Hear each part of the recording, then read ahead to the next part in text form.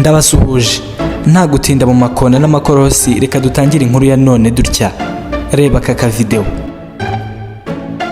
Hanyuma se akakura kibuka. Turabizirikana, ndahamya neza nashidikanya ko byinshi biri buhinduke mu myitwarire yacu. Reka naka tugakenyereho gashobora kuza kudufasha nta wamenya badi. Aka kantu k'ubwenge, ubwiza n'umuco mugafate mu mutwe. Karaza kudusindagiza muri iki kiganiro. Duhere ku bwiza. Ababyeyi banjye barabimbwiraga. Twigizeho ku bwenge. Abarimu banyigishe barabimbwiraga. Ku muco n'abandi nabo barabimbwiraga. Harimo abarimu, harimo abadufashaga muri discipline ku ishuri, bagendaga babimbwira. Hatajemo ibyo kwiraza Nyanza nka bya bindi by'igikomangoma Semugaza nyuma gato y'urwimo rwa Gahindira hagana mu mwaka w'1746. Ubwo ntimwamumenye uwo tugiye kuganiraho. Abo bitabangukiye tugiye kuganira kuri Nyampinga. Niba atari uwahoze ari Nyampinga da, nahoze numva nabyo hari ababivugira mu matamatama. Byinshi kuri we murabizi. Muribuka ibyavuzwe ajya kuba Nyampinga, inkundura yakurikiyeho nyuma yo gutwara ikamba se buriya yo yadukereza. Murabyibuka iby'urubanza rwa Prince Kid atasibye kwitswaho narwo. Byinshi murabizi namwe, ahubwo reka turebere hamwe ukuntu wahize abandi mu kugira umuco. Uyu munsi ari umwe mu bahamye icupa naryo rikamukundira rikamuyoboka gato ubuyobozi ubwo, maze ikinyabiziga kikamuyobora akagonga ubugira kabiri bwose. Ariko we ubu wenda ntimwagira ngo ni ugusebanya, turabigarukaho nabyo mu kanya, ahubwo reka twibukiranye. Muribuka mu ijoro ryo kuwa 19 z'ukwa gatatu 2022 ubwo hagombaga kumenyekana umukobwa uza kwambikwa ikamba rya Nyampinga w'u Rwanda mu 2022. Icyo gihe Nshuti Divine Muheto wari ufite nimero 44 niwe wegukanye iryo kamba rya Miss Rwanda 2022 ryambitswe na Ingabire Grace nawe wari umaze umwaka wa 2021 wose aritamirijwe. Murabyibuka ni mu birori bikomeye byabaye mu ijoro ryo kuwa gatandatu tariki ya 19 Werurwe 2022 bibera mu Ntare Conference Arena mu karere ka Gasabo i Kigali. Iki gihe Nshuti Divine Muheto wegukanye iryo kamba atarambika undi kugeza ubu, yari amaze kwereka igihandura ibisonga bye bibiri bimugaragiye nk'umwamikazi. Nako Nyampinga 2022 da.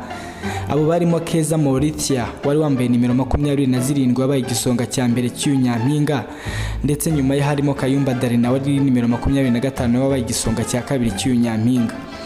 Icyo gihe wavugiraga Rwanda Inspiration Backup yateguraga Miss Rwanda, Miss Nimwiza Megan, yagize ati twishimiye ko amunsi abantu bari bategereje wageze, ariko ko mutanyibukije ko Nshuti Muheto Divine ari nawe wabaye Miss wakunzwe n'abantu benshi muri uwo mwaka we.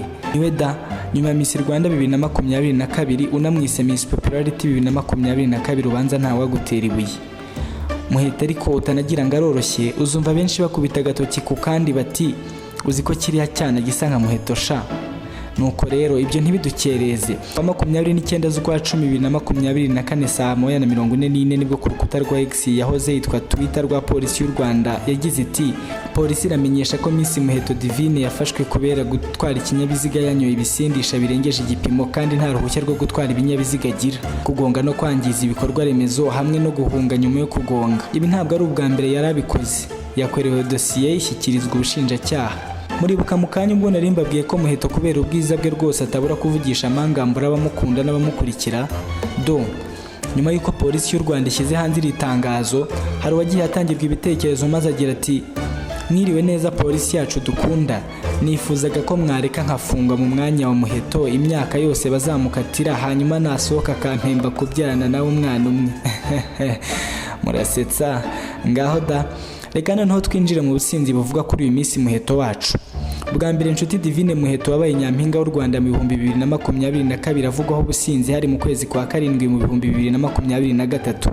Icyo gihe yari yitabiriye ubukwe bw'inshuti ye. Nyuma rero hagiye hanze amafoto Muheto wavuga ko yari yishimye, ariko abayabonye bakemeza ko ngo yari yasinze. Ubwo bukwe bwavugishije benshi ku mbuga nkoranyambaga bitewe n'amasura y'ababwitabiriye biganjemo abakobwa banyuze muri Miss Rwanda mu 2022. Bwari ubwa Sebihogo Kazeneza Melissa wasabwe na Rukundo Nkota Elize.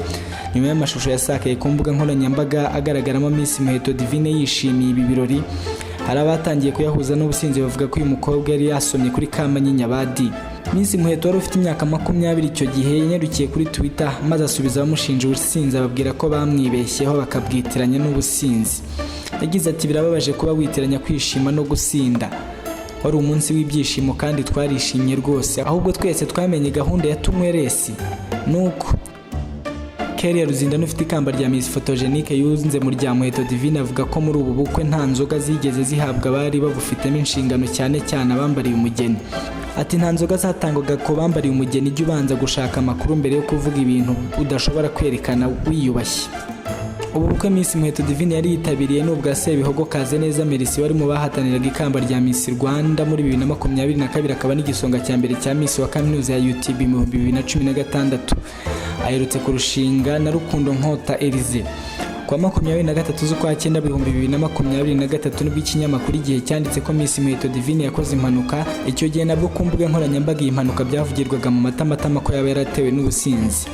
Icyo gihe ikinyamakuru Igihe cyatangaje ko Muheto yakoze impanuka tariki ya 22 Nzeri 2023 akayikorera ku Kimironko mu mujyi wa Kigali. Iyi mpanuka ngo yamuteye ibikomere ariko cyane cyane ijisho rye rimwe rigira ikibazo ku buryo ngo yahise ajya no ku bitaro bya La Croix du Sud hazwi nko kwa Nyirinkwayi. Mu mpera z'ukwezi kwa 2024 nibwo byongeye guhwihwiswa ko Muheto Divine yakoze impanuka akagonga umukindo, nabyo byaje kuvuga ko yabitewe n'ubusinzi. Nyuma y'aho abantu bakomeje kuba mu rujijo ku byavugwaga kuri Nyampinga kugeza ubwo polisi y'u Rwanda yemezaga iby'aya makuru. Polisi y'u Rwanda yatangaje ko mu minsi ishize yataye muri yombi Muheto Nshuti Divine wabaye Miss Rwanda mu 2022 kubera gutwara ikinyabiziga yanyoye ibisindisha birengeje igipimo kandi ngo nta n'uruhushya rwo gutwara ibinyabiziga agira, kugonga no kwangiza ibikorwa remezo hamwe no guhunga nyuma yo kugonga. Kuri wa kabiri tariki ya 29 Ukwakira 2024 nibwo polisi y'u Rwanda yanyujije ubutumwa ku mbuga nkoranyambaga zayigaragaza ko dosiye ya Muheto Divine yamaze gushyikirizwa ubushinjacyaha kugira ngo akurikiranweho ibyo byaha. Itangazo ryashyizwe hanze na polisi yagize iti polisi iramenyesha ko Muheto Divine yafashwe kubera gutwara ikinyabiziga yanyoye ibisindisha birengeje igipimo kandi nta n'uruhushya rwo gutwara ibinyabiziga agira, kugonga no kwangiza ibikorwa remezo hamwe no guhunga nyuma yo kugonga. Polisi yongeyeho ko ibyo byaha atari ubwa mbere yari abikoze nk'uko twigeze kubisoma mu ntangiriro z'iki kiganiro. Ku mbuga nkoranyambaga abantu bakomeje kumusabira koroherezwa mu bihano ahabwa. Umwe mu babimusabiye harimo Ken Sinyiri Radio na TV1 bavuze ko ahubwo ashobora kwifashishwa mu bukangurambaga bwo kurwanya ubusinzi. Ku rundi ruhande hari abavuga ko ashobora kuba yarafite ihungabana kubera ibihe bikomeye yanyuzemo nyuma yo kwambikwa iri kamba. Hari kandi n'ibivuga tutarabonera ibimenyetso aho byemezwa ko Miss Nshuti Divine Muheto yashyikirijwe ubutabera yamaze kwirukanwa mu Mbuto Foundation aho yari asanzwe akora. Amabwiriza ya polisi ateganya ko gutwara ikinyabiziga wanyoye ibisindisha birengeje igipimo uhanishwa amande y'150,000, naho gutwara nta ruhushya no gutwara ibinyabiziga nabwo uhanishwa amande y'50,000. Kugonga no kwangiza ibikorwa remezo biterwa n'icyangijwe ukishyura hagati ya miliyoni 1 na miliyoni 5. Guhunga nyuma yo kugonga byo bihanishwa amande y'150,000. Ese mwe mudukurikiye birakwiye ko Nyampinga avuga mu businzi cyangwa ko umugasinda n'ubwisanzure? Mutubwire icyo mubitekerezaho. Reka abariho ducumbikira ikiganiro cya none. Nitwa Brice Nyirihirwe, wari ukurikiye The Trending 250. Turabakunda.